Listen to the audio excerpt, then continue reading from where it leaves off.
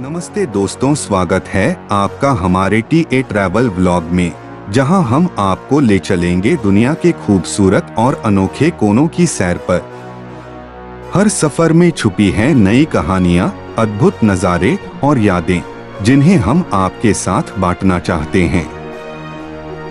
तो चलिए बोरिया बिस्तर बांध लीजिए और हमारे साथ इस शानदार सफर पर निकल पड़िए।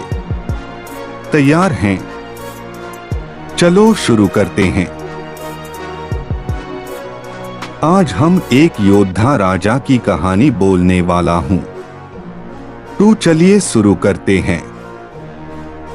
एक समय की बात है, एक नौजवान राजकुमार था जो सिर्फ 12 साल की उम्र में ही एक राज्य का शासक बन गया।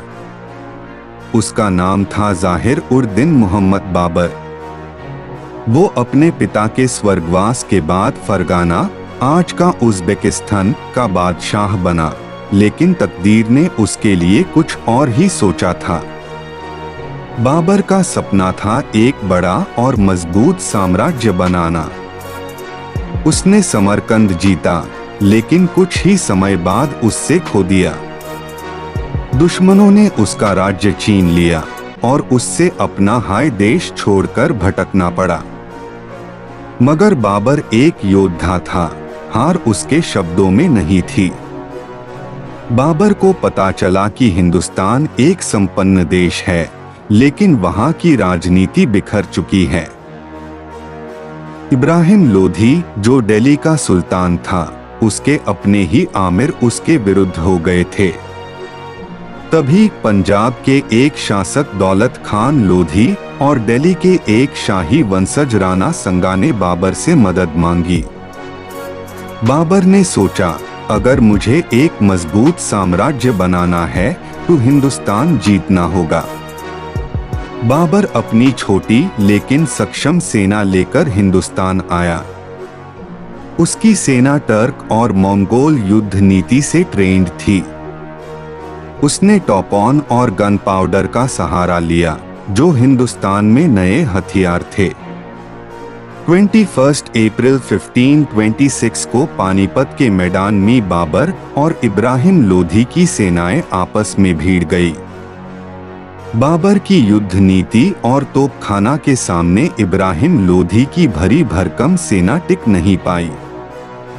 युद्ध के अंत में लोधी मारा गया और बाबर हिंदुस्तान का नया बादशाह बन गया। पानीपत के युद्ध के बाद बाबर ने दिल्ली और आगरा पर कब्जा कर लिया। मगर उसकी चुनौतियां यही खत्म नहीं हुई। यूज राणा संगा और राजपूत सेनाओं से भी लड़ना पड़ा। खानवा का युद्ध 1527 में उसने राजपूतों को हरा दिया और मुगल साम्राज्य की नींव पक्की हो गई।